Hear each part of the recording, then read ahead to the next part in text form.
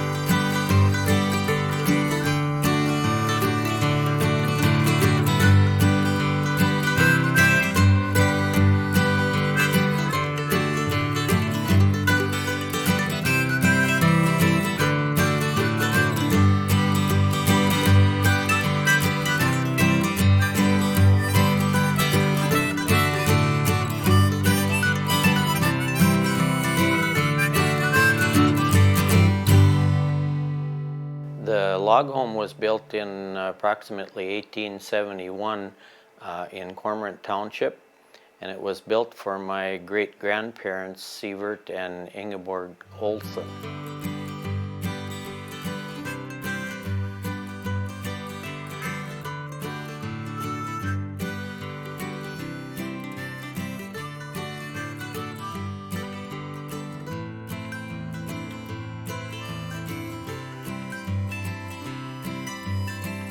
The builder was Nils Eriksson. He built 3 homes at the same time, and they were all built exactly the same, and they were all in Cormorant Township, being the first 3 homes in Cormorant Township. I got involved with this log home actually about 4 years ago. I realized it was sitting on a farm owned by Roger Prewy, which was next to the Cormorant Lutheran Church. And I'd always been interested in log houses and often thought it'd be fun to get one and redo. And I talked to Roger about it briefly, and then he decided he would put it on the Cormorant Lutheran Church auction. So they put it on the auction, and I ended up buying it at that point. And of course, I liked the history of this. I had, over the course of time, discovered who lived in it and how long they'd lived there and got into the history. So I really thought, this can't be destroyed. So as we went along, I looked for a place to move it to, and of course, having been coming to Rollag for some time, I know the history. They've got over 6,000 members at Rollag, and I knew that if I moved it here and restored it, it will be here forever.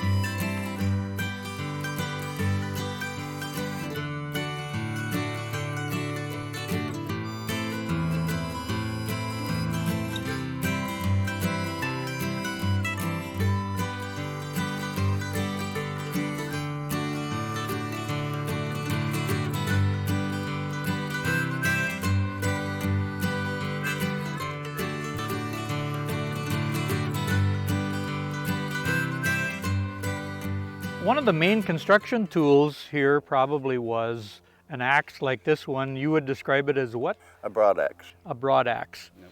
So I'm sure that comes from the blade area being broad. If you notice this axe, if I hold it sideways, it is flat. Right.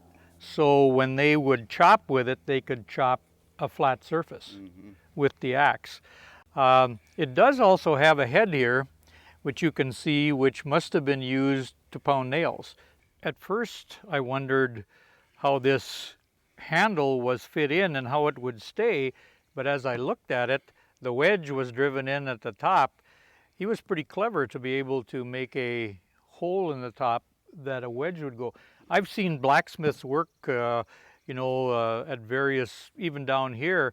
And I'm not quite sure how he'd make something like that, how he would get a hole in there. He was very, very clever. Yeah. I brought one along. This also is a Scandinavian axe, and you can see the similarities. It was cut so it would be flat on one side so that they could hew along the edge just like they could with this one. But this one is smaller, so they must have used it for maybe more finish work. Probably. It's very, very different. And this one does have decorations. It's Scandinavian made, and those decorations are on there made by the blacksmith who produced this axe. This one has a little bit bigger head for pounding. Right, right. So the main construction tools of this cabin Right. would be An axe. an axe. Okay. On the notch where the log fit together, that's a compound angle. Okay. It not only goes this way, but it slants down that way so an adjoining log would not slip out. So when the corners are on there, and you can see it on the corners would not be able to slip out. No, no, they're wedged. They're wedged. They would use these smaller drills though when they were working on the woodwork around the doors and the windows.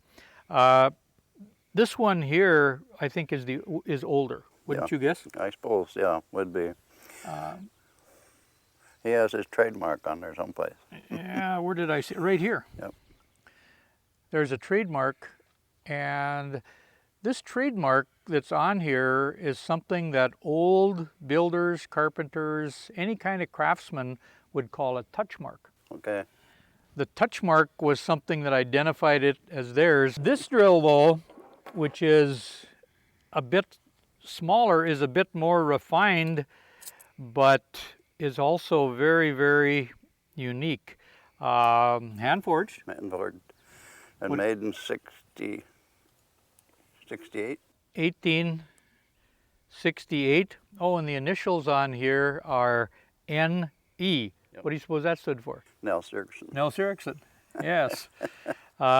This handle is very ornate on this one, made on a foot-powered lathe, I'm sure. Scandinavians were great lathe people. They liked to make turned items. And then look at the mechanism for fastening the bit. Right, right. That locking. It's got a locking device which you would just pull open. It's got a spring on it that's handmade, so you could pull that open, the bit would drop out, and you could insert another bit which also has a hole in the top so it could be locked in. And this is a plane.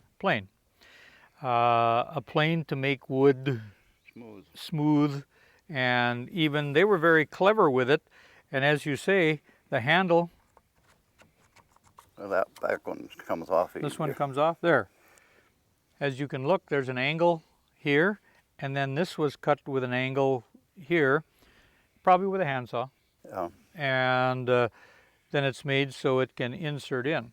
I noticed one thing on this one that hit me. A person both right-handed Yeah. and left-handed could use this plane because you could grab it like this, because you'd want to be on opposite sides, but you also could grab it like this. Yeah.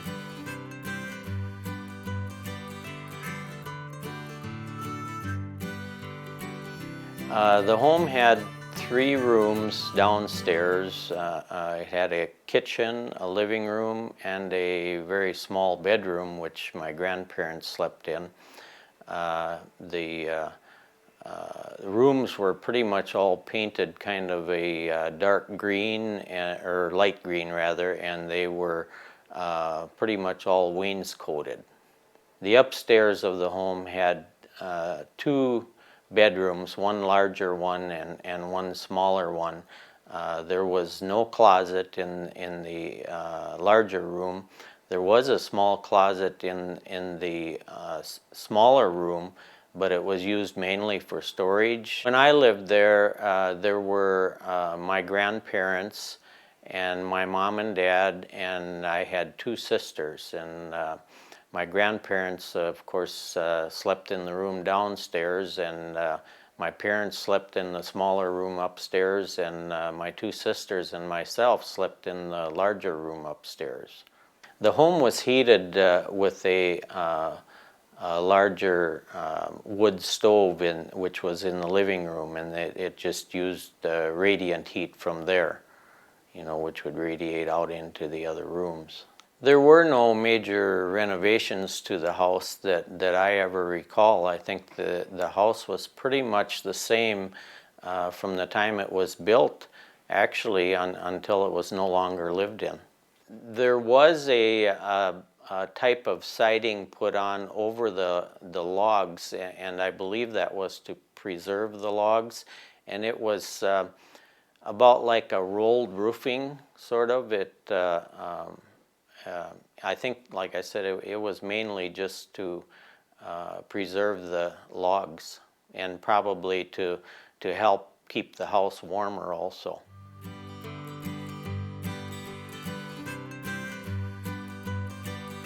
If you look at this foundation, you can see that it's nice big rocks. There's one here, and one there, and they continue around the house. That was the original set of foundation rocks that were under the cabin when it was built. If you notice, they picked rocks that were squared off on the top, particularly this one over here, which is supporting the door and the window area. But the others also have a flat side to them. Important to bring along the total aspect of the cabin as you were bringing it over and putting it in place. I would just like to show you how the cabin is built. As you can see, there's wood pegs that are in here, and they are on all of the walls. This is what holds it together. You can see where it would fit in there, and as you can tell, you can see the axe marks. They concaved this log so that this part would fit in, and then of course the rain would drain out. So every one of these had to be drilled, and what they used was one of these hand drills, had a wooden handle about that wide with just a bit.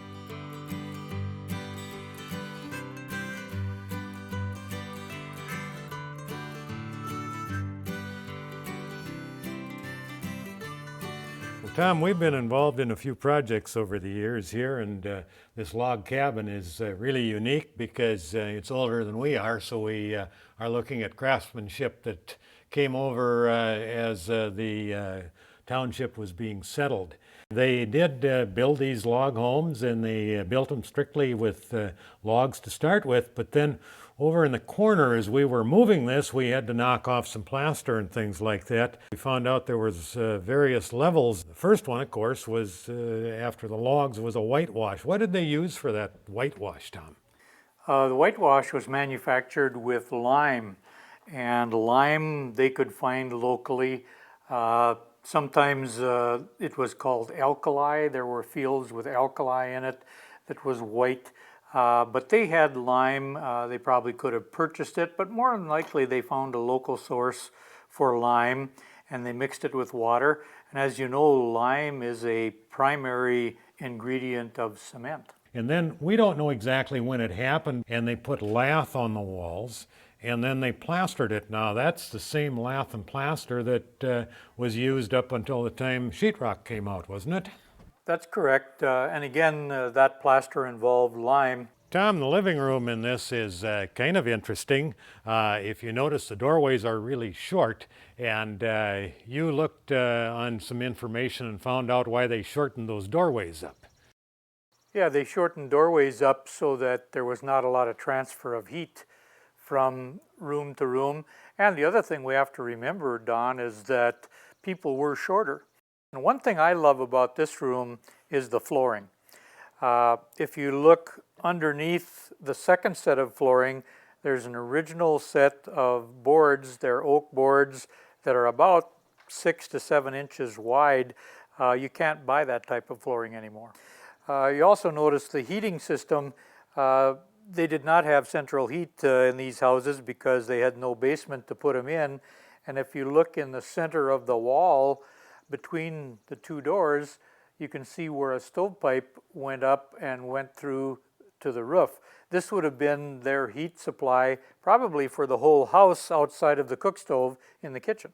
Yes, that's right. And the stovepipe actually went up into the bedrooms up on top and then into a chimney, so they got some heat off of the stovepipe. This living room is pretty good sized. If you look at the beams, they're full 2-inch beams going across. They probably did have a lumber mill someplace that they got these from. And if you look over the door going into the kitchen, there's a type of a shelf built into that ceiling. I think they put things they didn't want the kids to have up in that shelf. The woodwork around the doors, if you notice, every door has a molding that's around it. And I wondered about those moldings. To Scandinavians, that was kind of important. They wanted to have something that looked like they had something, and they were proud of having come to this country. They certainly didn't want their relatives in Norway to think that they were living in poverty. The upstairs of this home, and that's the reason it's called a log home instead of a log cabin, is the fact that it is a 2-story. And as you can see in the bedroom, the large bedroom area, the logs are still exposed. And if you look at the chinking between the logs, you'll see that that chinking is actually peat moss. They could just go down to the swamp and dig out peat moss, and that was a good chinking to keep the elements out. As you notice, looking into the bigger bedroom area, no insulation between the rafters, and you also get a much better idea looking at the logs of how the house would have originally looked. They really got those cut down with an axe so they're nice and flat. They heated this a little bit, didn't they, Tom? The heat actually came up from downstairs. There was a hole in the floor that the stovepipe came through. I suppose an 8-inch pipe came through, and then it went into the chimney about 5 feet off the ground. So the radiant heat off of the stovepipe would heat that room quite well. As they made improvements up here, they put in a closet on this one side, and that's the only closet that was up here. I think if we looked in the bedroom, we would see a nail on the wall someplace driven into the log that probably was the closet for one person to hang a shirt and a pair of pants on. This cabin or log home, as it actually is, because it's a 2-story, it's bigger than a cabin.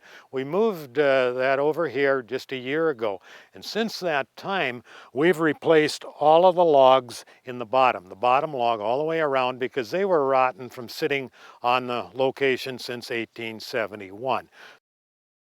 Chinking is covering the cracks in the logs. As you can see, there are spots where the logs don't come together. So it's sand and lime is what it is, and it's put in to cover the spots in between the logs. So actually these logs will be level when we get done with the chinking. The skills are pretty much trial and error. Like when we replaced the logs around the bottom, we got those logs from a gentleman by the name of Richard Holm. He had a cabin south of Audubon, Minnesota, which is only about 10 miles from here, and that had gone into collapsing. So I called him. He lived in Gillette, Wyoming, and I talked to him, and when he found out this was all being donated to the steam threshers, he said, you just go and take whatever logs you need for your replacement. So we did that, and then of course all the rest of it is kind of a trial and error. If you can get a close-up of this, you'll see they have what they call a Swedish compound, is what I've been told it is. Anyway, all of the logs, all of this drains out. If you look here, it drains down that way. If you were to come around to the other side, you'll see it drains out this way, so that the water doesn't get in behind the logs any more than is necessary to keep them from rotting. Each of these shingles needs to be soaked, and they would bring a water tank on site when they were shingling. They would soak the shingles, then take them up and nail them so they would not split when they were applying the shingles. These shingles have a broad edge here, a narrow edge here. They're shaped like a shim. In fact, that's what people use them for when they break them up, are for shims. The exposure is put on at 5.5 inches, which means that each shingle is showing 5.5 inches when it's covering, and the next group then goes up and the next group goes up, and so there's plenty of waterproofing that goes on with these individual shingles. If you'll notice, there are holes in some of these logs. There's holes there, and if you get up further, you can see the holes up on top, and those were put in as scaffolding to lift the logs up. And Tom found this on the internet. There's been a lot of people talking about why those holes were put in there, and as best he can determine from the internet is that they would put a stick out there, drive it in a peg, and then they would lift the logs up to that, and that would get it closer to the top of the cabin. It was their scaffolding system. When you look at the windows in a log cabin, it's different today. When they're doing windows, you cut the opening and build the opening in the house and put the window into it. Here, these logs ran all the way across, and after the wall was finished, they cut the window opening into the wall with a saw, and believe it or not, every window is slightly different sized. These windows would have been original to this house. We have added a central jamb in here because when we were looking at the original pieces of glass in this window, we couldn't find ones of original glass that were large enough, and so we changed the size of some of these just to make it look more authentic. If you look at the glass, it's kind of wavy. This is early glass from the era of the cabin, which is 1870s era, and these were each individually built by the carpenter that made the house. They did not have nails, and if you look, the windows are pegged together with a wood peg. Fun project to work on. It's interesting, and it's been interesting to me to meet a lot of people that are interested in old log homes. So often you think, well, who would be interested in that old cabin? But at the reunion last fall, I was amazed at the number of people that came by and would just stand and visit about it and how it was put together. It's something that people are interested in, and of course that's the reason, because it was from Cormorant Township. It was built by the Cormorant Lutheran Church, and the guy that built it over there donated the land to the Cormorant Lutheran Church. So it's got history right here in Cormorant Township, and that's one of the main reasons of preserving it in Cormorant Township.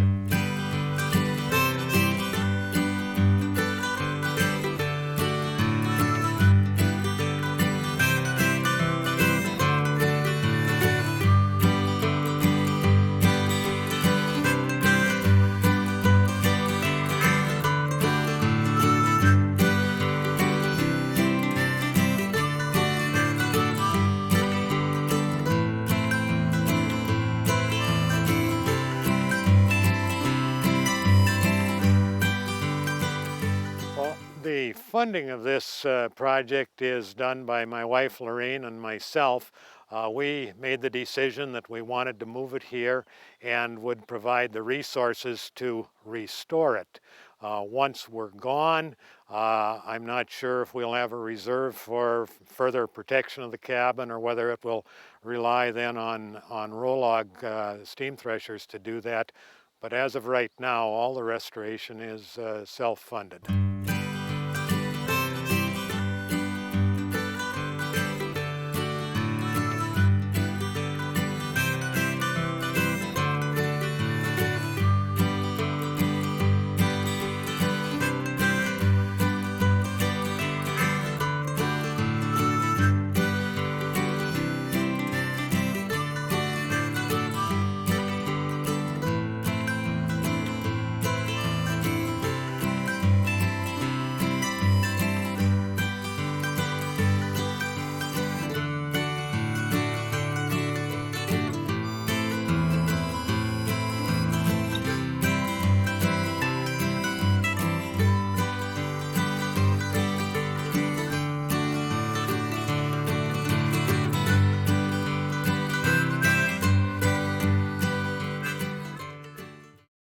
And I'd just like to show you here, when they started the cabin, they probably started on Thursday. And on Thursday, they built this, and on Friday, they probably got it up to here. But then what happened came Saturday and Sunday, and the guys went to town, and when they came back on Monday, they were in such a condition they couldn't find the center of the log, so the pegs that go through there were out to the side on this particular one. But then we got through Monday, and then we got into Tuesday and Wednesday and Thursday and Friday, and here we ended up again on Monday, and they missed the log again. So you see, they probably did a little bit of partying too on weekends just to restore their faith in the world.